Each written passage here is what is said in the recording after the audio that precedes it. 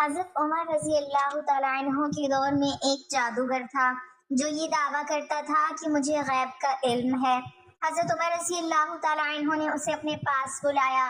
آپ نے اپنا ہاتھ پیچھے کیا اور کہا، بتا میرے ہاتھ میں کیا ہے؟ جادوگر نے کہا، کنکریاں۔ آپ نے اپنا ہاتھ کھولا تو سچ میں کنکریاں تھیں۔ یہ دیکھ کر لوگ حیران ہوئے تو اچانک حضرت عمر نے بسم اللہ الرحمن الرحیم۔ حضرت عمر رضی اللہ تعالیٰ عنہ اور ایک جادوگر کا واقعہ۔ اسلام قبول کرنے سے کئی سال پہلے حضرت عمر بن خطاب رضی اللہ تعالیٰ عنہ ایک دفعہ تجارتی قافلے کے ساتھ مال لے کر مکہ سے شام گئے۔ قافلے میں قریش کے کئی اور بڑے سردار بھی شامل تھے۔ یہ قافلہ شام کے سب سے بڑے شہر دمشق گیا اور وہاں اپنا مال بیچ کر مکہ واپس روانہ ہوا۔ تھوڑا سا فاصلہ طے کرنے پر حضرت عمر رضی اللہ تعالیٰ عنہ کو یاد آیا کہ ان کی ایک رشتہ دار خاتون نے انہیں کچھ سونا دیا تھا کہ اسے بیچ کر اس کے لیے کچھ کپڑے وغیرہ لیتے آئیں۔ انہوں نے اپنے قافلے کے ساتھیوں سے کہا کہ فلاں عورت کا کام کرنے واپس دمشق جا رہا ہوں، کوشش کروں گا کہ یہ کام کر کے جلدی واپس آ جاؤں۔ حضرت عمر دمشق واپس گئے تو بازار بند ہو چکے تھے۔ مجبوراً وہ ایک مسافر خانے میں ٹھہرے اور سو گئے۔ تھوڑی دیر کے بعد اللہ کا ایک بندہ مسافر خانے میں آیا۔ اس نے حضرت عمر رضی اللہ تعالیٰ عنہ کو جگایا اور اپنے ساتھ اپنے گھر لے آیا۔ یہ بات واضح نہیں تھی کہ وہ شخص حضرت عمر رضی اللہ تعالیٰ عنہ کو پہلے سے جانتا تھا یا ان کے والد خطاب سے ان کی واقفیت تھی۔ انہوں نے حضرت عمر رضی اللہ تعالیٰ عنہ کی بڑی خاطر مدارت کی۔ کھانا کھا کر تو وہ سو گئے اور ان کا میزبان رات بھر عبادت کرتا رہا۔ صبح کو حضرت عمر رضی اللہ تعالیٰ عنہ بیدار ہوئے تو ان کے میزبان نے کہا کہ اکیلے بازار مت جانا، بازار میں لٹیرے اکثر مسافروں کو لوٹتے رہتے ہیں، میرے ساتھ چلنا۔ یہ کہہ کر وہ سو گیا کیونکہ رات بھر جاگ رہا تھا۔ حضرت عمر رضی اللہ تعالیٰ عنہ نے اسے جگانا مناسب نہیں سمجھا اور اکیلے ہی بازار چلے گئے۔ ابھی بازار کھلا بھی نہیں تھا، وہ بازار کھلنے کا انتظار کرنے لگے۔ کچھ دیر کے بعد ایک عیسائی پادری اپنے نوکروں کے ساتھ آیا اور حضرت عمر کی طرف اشارہ کر کے اپنے نوکروں کو حکم دیا کہ اس شخص کو پکڑ لو، یہ گرجے کا کام بہت اچھی طرح سے کر لے گا۔ اس زمانے میں حضرت عمر رضی اللہ تعالیٰ عنہ بڑے تن و من پہلوان تھے۔ پادری کے نوکروں نے ان کو پکڑ لیا اور ایک پرانے گرجے میں لے گئے۔ پادری نے ان کو ایک ہتھوڑا دیا اور ان کو گرجے کی ایک دیوار توڑنے پر لگا دیا۔ ایسا معلوم ہوتا تھا کہ وہ اس جگہ پر ایک نیا گرجا بنوانا چاہتے تھے۔ حضرت عمر دن بھر کام کرتے رہے، کہیں شام کو واپس جا کر چھٹی ملی۔ وہ تھکے ہارے واپس مسافر خانے میں آ کر بیٹھ گئے۔ پہلے ہی دن ایک آدمی پھر آیا اور اس نے پوچھا کہ آپ کدھر چلے گئے تھے؟ حضرت عمر رضی اللہ تعالیٰ عنہ نے اسے سارا قصہ بتا دیا۔ وہ شخص آج بھی ان کو اپنے گھر لے گیا اور ان کی بڑی خاطر و مدارت کی اور انہیں تاکید کی کہ کل بازار جاتے وقت مجھے ساتھ لے جانا۔ اس کے بعد وہ عبادت میں مشغول ہو گیا اور حضرت عمر رضی اللہ تعالیٰ عنہ سو گئے۔ دوسرے دن حضرت عمر رضی اللہ تعالیٰ عنہ بیدار ہوئے تو اپنے نیک میزبان کو سوتے پایا۔ انہوں نے اب کی بار اس کو جگانا مناسب نہیں سمجھا اور اکیلے ہی بازار چلے گئے۔ اتفاق سے پھر وہی پادری اپنے نوکروں کے ساتھ آیا اور حضرت عمر رضی اللہ تعالیٰ عنہ کو پکڑ کر ساتھ لے گیا۔ ان کو غصہ تو بہت آیا لیکن کیا کرتے، غیر ملک میں وہ اکیلے تھے اور کوئی ہتھیار بھی پاس نہیں تھا۔ دوسری طرف پادری کے ساتھ 7-8 نوکر تھے اور وہ سب ہتھیار بند تھے۔ پہلے دن کی طرح ہی حضرت عمر رضی اللہ تعالیٰ عنہ ہتھوڑے کے ساتھ گرجے کی دیوار توڑتے رہے۔ جب دھوپ تیز ہوئی تو پادری اور اس کے نوکر انہیں کام میں مشغول دیکھ کر چلے گئے اور حضرت عمر رضی اللہ تعالیٰ عنہ دیوار کے سائے میں دم لینے کے لیے بیٹھ گئے۔ اتنے میں وہ پادری گھوڑے پر سوار چپکے سے آیا اور حضرت عمر رضی اللہ تعالیٰ عنہ کے سر پہ ضرب لگائی اور کہا کہ ہم سب گھر گئے تو نے کام ہی چھوڑ دیا۔ اب حضرت عمر رضی اللہ تعالیٰ عنہ کو صبر کی تاب نہ رہی۔ انہوں نے ادھر ادھر نظر دوڑائی، ہر طرف سناٹا تھا۔ انہوں نے پادری کو گھوڑے سے کھینچ کر نیچے کر لیا اور اس کے سر ہتھوڑے پر ہتھوڑے مارنا شروع کر دیے۔ وہ بہت چیخا چلایا لیکن اس کی مدد کے لیے کوئی نہیں پہنچا۔ حضرت عمر نے ٹوٹی ہوئی دیوار کا ایک بھاری ٹکڑا اٹھا کر اس کے سر پہ دے مارا۔ وہ پہلے سے ہی زخمی تھا، اب اس نے دم دے دیا۔ اس کو مرتے دیکھ کر حضرت عمر رضی اللہ تعالیٰ عنہ تیزی سے بھاگ کھڑے ہوئے اور جس راستے سے دمشق آئی تھی وہ راستہ چھوڑ کر ایک دوسرے راستے پر چل پڑے۔ شہر سے کافی دور انہیں ایک خچر پر سوار رومی ملا جو روم سے تعلق رکھتا تھا۔ وہ ان کے ساتھ چلنے لگا، وہ کچھ باتیں کرنے لگا، لیکن نہ حضرت عمر رضی اللہ تعالیٰ عنہ ان کی زبان سمجھتے تھے اور نہ وہ ان کی زبان سمجھتا تھا۔ اس نے یکایک اپنی تلوار پر ہاتھ ڈالا۔ حضرت عمر رضی اللہ تعالیٰ عنہ سمجھ گئے کہ وہ ان پر وار کرنا چاہتا ہے۔ انہوں نے فوراً ہی خچر سے اسے کھینچ لیا اور اس سے تلوار چھین کر ایک ہی وار میں اس کا کام تمام کر دیا۔ پھر آپ رضی اللہ تعالیٰ عنہ خچر پہ سوار ہو کر آگے چلے۔ اس کے بعد کیا ہوا سارا احوال خود حضرت عمر رضی اللہ تعالیٰ عنہ نے اس طرح بیان کیا ہے کہ اس جگہ سے روانہ ہو کر میں ایک گرجے میں پہنچا۔ یہاں عیسائیوں کی ایک جماعت رہتی تھی۔ میں گرجے کے اندر داخل ہوا تو گرجے میں رہنے والے سب لوگ میرے ارد گرد جمع ہو گئے اور مجھ سے میرے حالات کے بارے میں پوچھنے لگے۔ پھر وہ اپنے پادری کے پاس مجھے لے گئے۔ پادری مجھے نہایت غور سے دیکھنے لگا اور اس کے بعد کہنے لگا کہ ایسا معلوم ہوتا ہے کہ تمہیں کسی چیز کا خوف ہے۔ میں نے کہا کہ تم نے کیسے اندازہ لگا لیا کہ مجھے کسی چیز کا خوف ہے؟ اس نے میرے سوال کو ٹال دیا اور کہا کہ آپ جب تک چاہیں یہاں ٹھہریں، آپ کو یہاں کسی قسم کا کوئی خطرہ نہیں، آپ ہماری حفاظت میں ہیں۔ پھر اس پادری نے مجھے اپنے گھر میں مہمان کی طرح رکھا اور میری نہایت ہی خاطر مدارت کی اور پھر پوچھا کہ آپ کون ہیں؟ میں نے اسے بتایا کہ میں مکے کا رہنے والا ہوں اور قبیلہ قریش سے تعلق رکھتا ہوں۔ تجارتی قافلے کے ساتھ شام آیا تھا۔ تجارت کا مال بیچنے کے بعد ایک ضروری کام کے لیے مجھے اپنے قافلے سے جدا ہو کر واپس دمشق جانا پڑا۔ اب میں اپنے وطن واپس جا رہا ہوں اور راستہ بھٹک کر یہاں آ نکلا ہوں۔ پادری مجھے غور سے دیکھتا رہا اور بار بار طرح طرح کے سوال کرتا رہا۔ میں نے ان کے یہاں نہایت ہی آرام سے رات بسر کی۔ صبح کو آ کے پوچھا کہ آپ کا ارادہ یہاں ٹھہرنے کا ہے یا آگے جانے کا؟ میں نے کہا کہ اب میں آپ سے رخصت ہونا چاہوں گا۔ یہ سن کر پادری نے اپنا ایک شاندار گدھا جو بڑا خوبصورت اور نہایت ہی تیز رفتار تھا لے آیا۔ اس گدھے کی پیٹھ پر کھانے کی مزیدار چیزیں اور قیمتی تحفے بھرے ہوئے تھے اور پھر کہنے لگا کہ آپ اس گدھے پر سوار ہو جائیں اور چل پڑیں۔ راستے میں آپ کا گزر کسی عیسائی مکان کے پاس سے ہوگا تو وہ آپ کو اس گدھے پر سوار دیکھ کر آپ کی بے حد تعظیم کرے گا اور آپ کی خاطر و مدارت میں کوئی کسر نہیں چھوڑے گا۔ یہ کہہ کر پادری نے میرا ہاتھ پکڑا اور تنہائی میں لے جا کر کہنے لگا کہ اے عمر، آپ پر میرا حق واجب ہو گیا۔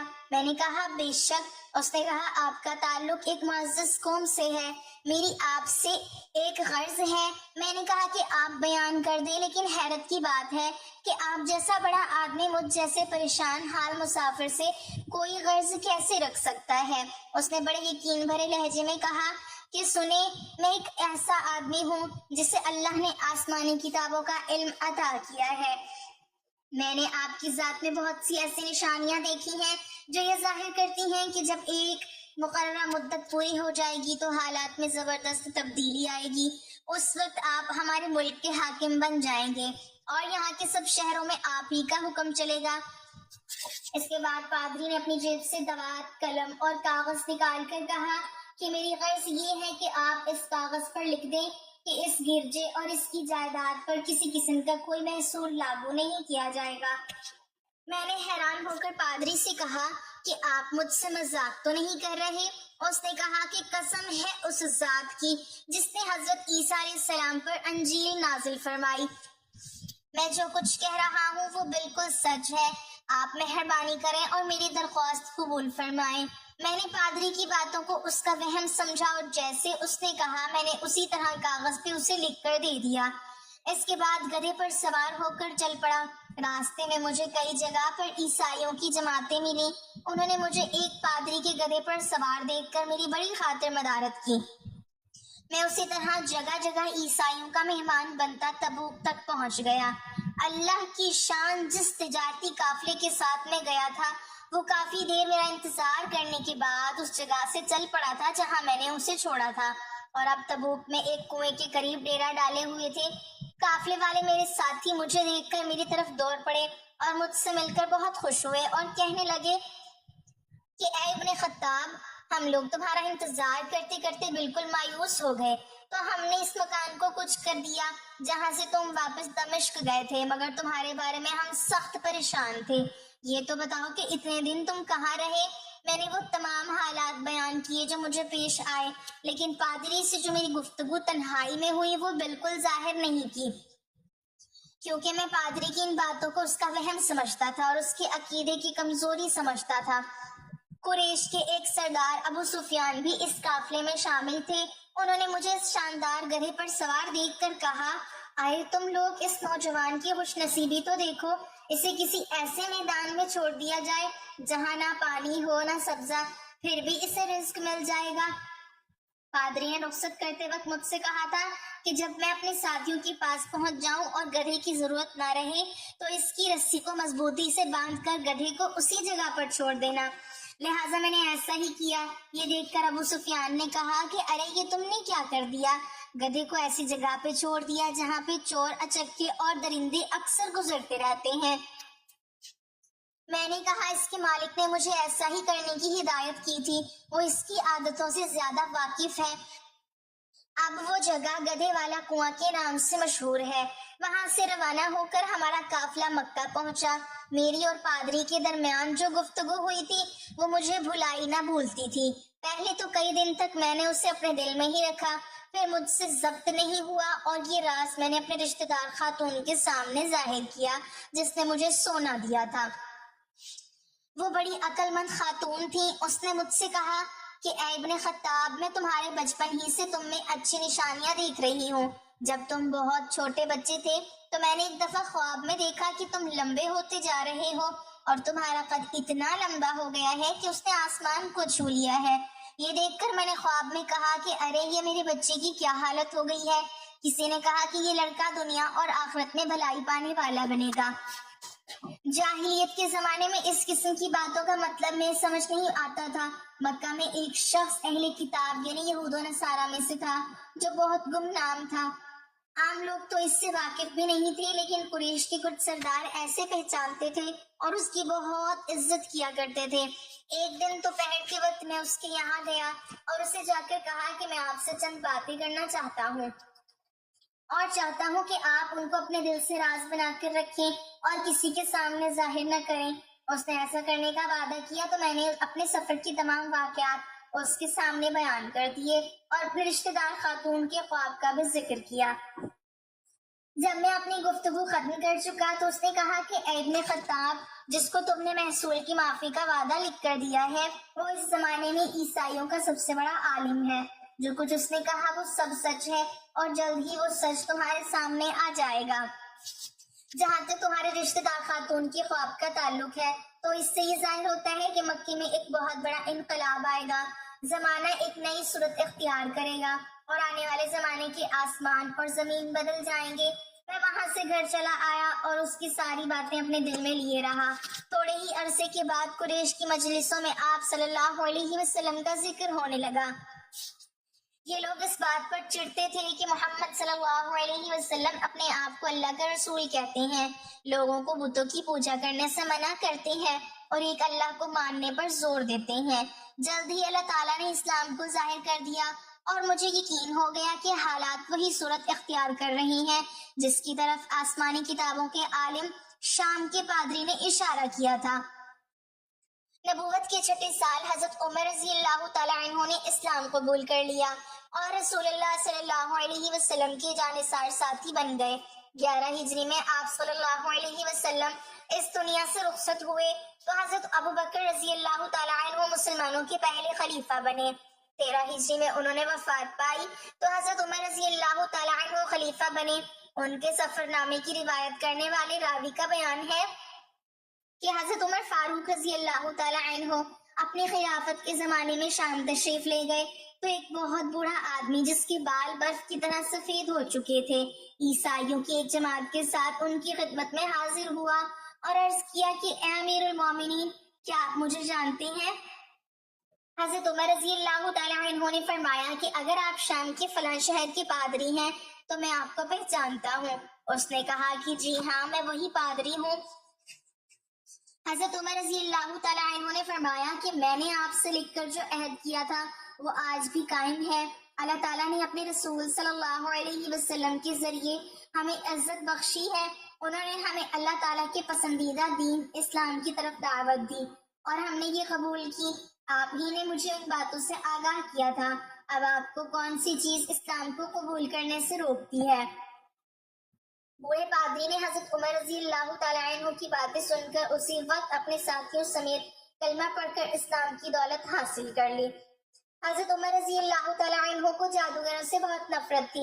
انہیں جہاں کہیں بھی پتہ چلتا کہ وہاں کوئی جادوگر ہے تو حضرت عمر رضی اللہ تعالیٰ عنہ انہیں قتل کرنے کا حکم دیتے تھے۔ حضرت عمر رضی اللہ تعالیٰ عنہ کے دور میں ایک شخص تھا جو لوگوں کو بتا دیا کرتا تھا کہ تمہارے ہاتھ میں کتنی کنکریاں ہیں۔ وہ یہ ظاہر کرتا تھا کہ مجھے غیب کا علم ہے۔ ایک دفعہ حضرت عمر رضی اللہ تعالیٰ عنہ نے اس جادوگر کو بلایا اور اپنے سامنے بٹھا لیا۔ پھر آپ رضی اللہ تعالیٰ عنہ نے اپنا ہاتھ پیچھے کیا اور اپنے ہاتھ میں کچھ کنکریاں اٹھا لی۔ پھر جادوگر سے کہا، چل بتا میرے ہاتھ میں کیا ہے؟ جادوگر نے کہا کہ آپ کے ہاتھ میں کنکریاں ہیں۔